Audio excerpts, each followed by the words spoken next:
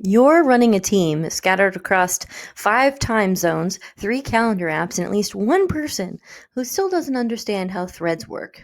Slack pings are rolling in at midnight, your calendar looks like a game of Tetris played by a caffeinated squirrel, and somehow, despite all the delegation, you're still the bottleneck. You're answering, "What's the link to that document?" for the 5th time this week, and wondering if your next hire needs to be a mind reader. Aha, mind reader. But the truth is, they don't need telepathy, they need clarity.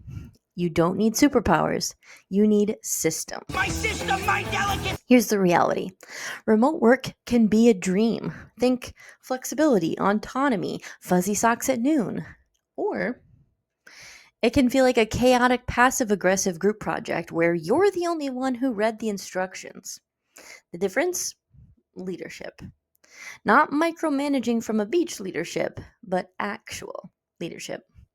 This isn't a video about color coding your Trello boards or pretending you're a digital nomad when really you just want 10 minutes of peace. This is the no fluff, real life guide to managing a remote team that actually runs without you being chained to Slack or sacrificing your blood pressure. If your business has outgrown just winging it, you're in exactly the right place. Welcome back to another episode of The Cozy CEO.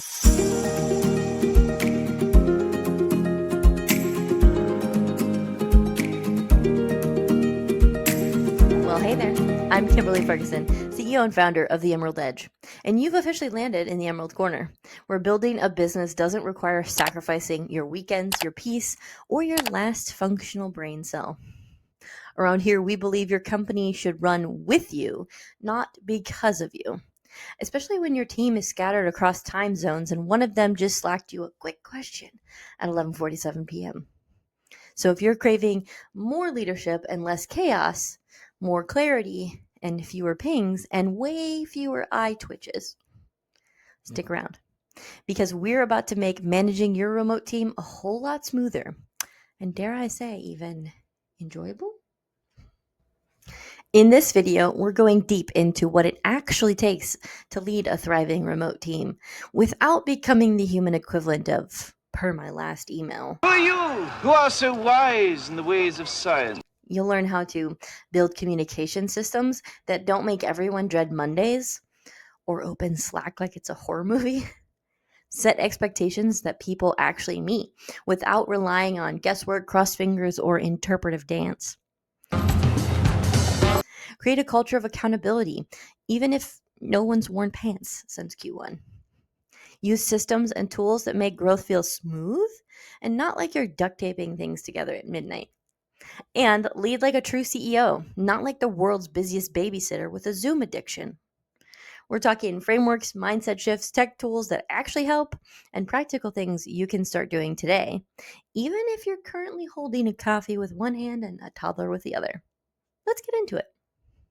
Here's the deal. Communication is the heartbeat of any remote team.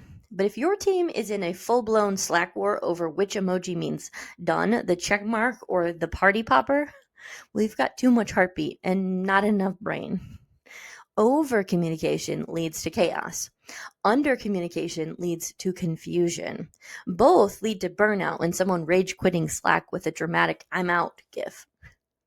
What you need is intentional communication.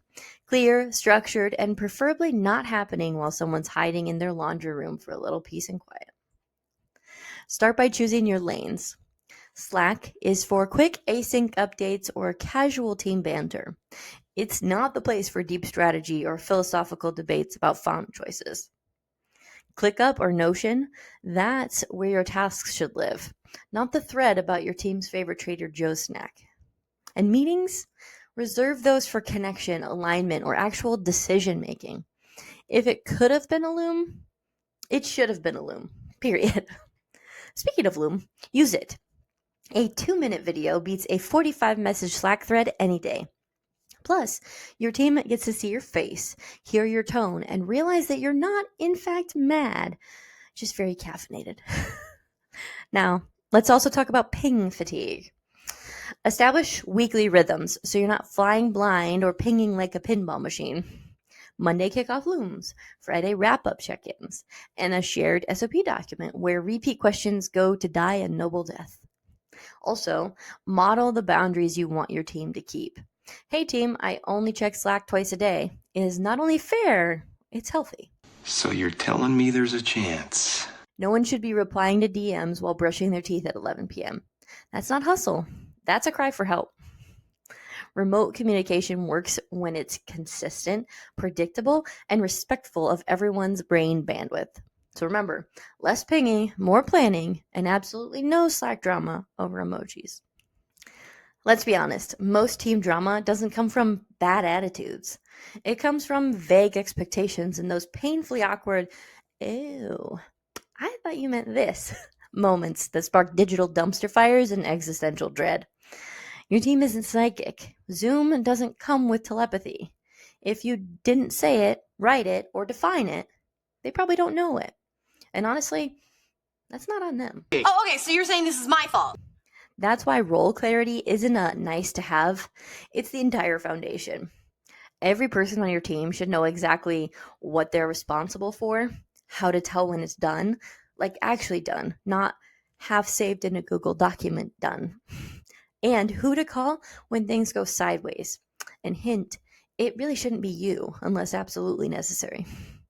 Enter the definition of done.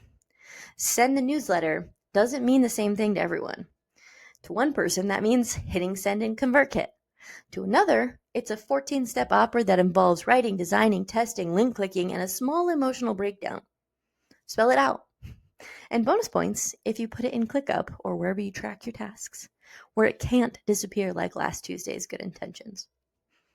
Now let's talk accountability without the micromanagement. Create weekly scorecards or KPIs that make performance visible without requiring you to turn into a spreadsheet troll. This isn't about going full corporate. We're talking 3 to 5 metrics here that actually matter. Think invoices sent or client calls held, memes posted to the Slack morale channel. Okay, maybe not that one, but you get the idea. Here's your magic recipe. Define success, add a deadline, assign an owner. Boom. Really? It's that simple? No more, who is supposed to do that? Confusion. No more mental gymnastics trying to decode cryptic tasks like fix the thing from last week. Just clarity, consistency, and a team that knows how to actually get things across the finish line. Because when expectations are crystal clear, your team stops guessing and starts delivering without the smoke or the fires. You don't need a ping pong table, a kombucha tap, or a perfectly curated wall of inspirational quotes to build team culture. You don't even need matching time zones. What you do need is something far more powerful: intention. Remote doesn't mean robotic. But if the only interaction your team has is getting tagged in ClickUp like it's an involuntary game of digital dodgeball, then yeah, the vibe's going to feel a little sterile. The best remote teams make space for actual humans. Start with rhythms, not rituals that feel like an awkward trust fall. Think weekly wins posted in Slack every Friday. Small or big, all wins matter. Monthly shoutouts that go beyond like, oh, great job, and actually say why someone's work made a difference. And yeah, create that random channel so we can all witness the majesty of Dave's pug in a party hat. Again, no one wants another Zoom happy hour where you play 2 truths and a lie while trying to figure out where the mute button went. What people do want? Consistent, low-pressure connection points that remind them that they're part of something that actually values who they are and what they bring to the table, pajama pants and all. Want to really build culture that sticks? Foster autonomy. Let your team own their work, pitch ideas, and run with things inside their lane. Give them room to be proud of their wins instead of just crossing tasks off your to-do list. Because culture isn't a side dish. It's baked into how you lead. It's in the way you communicate, the feedback you give, the fact that you remembered someone's dog's name without having to check your notes. Lead with trust, add consistency, sprinkle in a few ridiculous gifts. That's the kind of culture that doesn't just retain a team, it energizes it. Let's be real. If your entire business lives in your head, You don't run a company. You run a panic room with a laptop, and you're the one locked inside with 37 open tabs and a half-eaten granola bar. Scaling doesn't start with a bigger team. It starts with more clarity.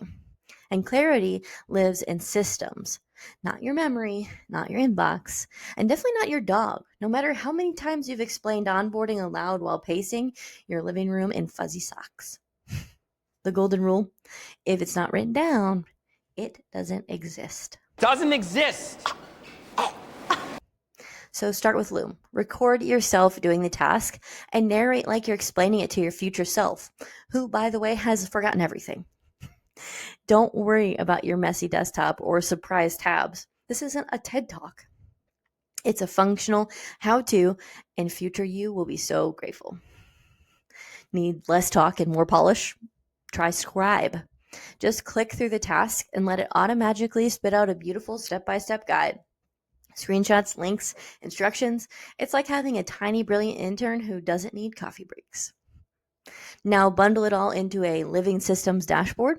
Think Notion or Google Docs with everything linked in one place. SOPs, training videos, templates, even that client onboarding checklist that you've rewritten like 5 times. So next time someone asks, where's the thing? You don't panic. You just say, dashboard, my friend. And for next level freedom, plug in the delegation matrix. Who owns it? How's it done? Where does it live? This matrix is your business's GPS. It kills the, hey, quick question, messages before they ever leave someone's keyboard. And let's be clear, SOPs aren't bureaucracy, they're a gift. A get out of being needed free card. They let your business keep humming while you nap, travel, or finally finish that one episode of Netflix you've restarted 12 times. Systems don't make your business boring. They make your freedom possible. So your team's spread across 3 continents and 5 time zones? Congratulations. You've officially unlocked the International Boss Badge. You've also possibly earned a side of 2 a.m. Slack pings and real quick Zoom texts during spaghetti night. Let's get you out of the chaos spiral. Step 1, establish core hours. Find a time block, say 10 a.m. to 2 p.m. Eastern, that overlaps for most of your crew, and declare it sacred. That's your window for real-time collaboration, brainstorms, and anything that requires 2 humans looking at the same Google Doc in the same decade. I agree. Everything else, async, baby. That means if Steve wants to batch record looms at midnight while wrapped in a weighted blanket and sipping tea, go for it. But Susan in Sydney isn't answering until she's had her Vegemite toast and is emotionally prepared. Now let's talk boundaries. And yes, you have to model them. No Slack novels on Sundays, unless the building's on fire. Literally, not metaphorically. Use email schedulers like Gmail's Send Later feature instead of guilt bombing your team at 1 a.m. Actually take your vacation. Don't be the CEO who checks in real quick from the beach cabana. The sand will survive without your KPIs. Boundaries aren't selfish, they're strategic. They say, I value my time and yours. And that tone trickles down faster than cold brew on a Monday morning. Need some tools? Try World Time Buddy to see when everyone's awake. Clockwise to automate smart scheduling, and Loom for async updates that don't derail everyone's day. Boundaries are like noise-canceling headphones for your calendar. They protect your focus, preserve your peace, and keep your business out of the everything's urgent all the time gutter. Okay, it's time for a little tough love. You are not your business's superhero. I'm a superhero. That's who I am. You're not Iron Man. This is not the Avengers, Home Office Edition. If your daily routine includes swooping in to fix typos, troubleshoot text, and just handle it real quick while dinner burns, well, congratulations. You've accidentally become the bottleneck in a cape. And no, burnout is not your origin story. Here's the deal. True leadership in a remote world isn't about being the smartest person in every Slack thread. It's about building a team that doesn't need you to untangle every snag. And that requires 2 things. 1, trust, and 2, letting go of perfectionism. I know. Breathe through it. When someone drops the ball, and they will, Resist the urge to pounce like a spreadsheet wielding hawk. Your job isn't to fix it. Your job is to coach them on how to fix it themselves. Because that's how you build owners, not order takers. Think of yourself less like a firefighter and more like a fire marshal. You're not rushing into the burning buildings. You're designing evacuation plans, installing sprinklers, and making sure the team knows not to microwave metal. Ever. Take a look at this. That right there is the mail. Now let's talk about the mail. Can we talk about the mail, please? And here's the mindset shift that changes everything. Clarity and trust beat control every time.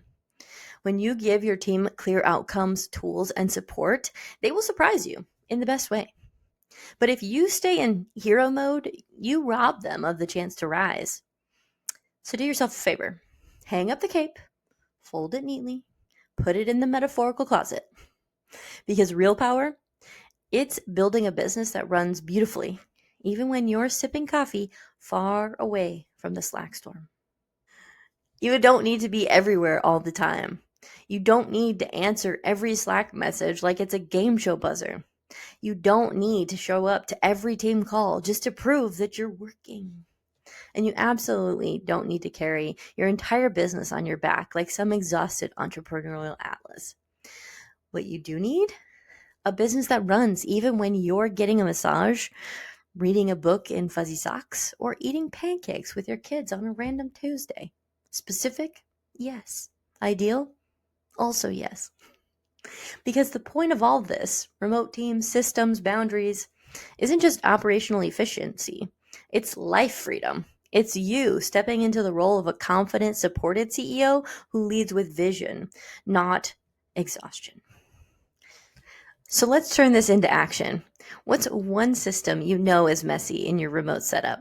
Or what boundary have you been side-eyeing but avoiding? Drop it in the comments. Shoot me a message. Write it on a sticky note. Just don't let this become another good idea that fades into the next ping.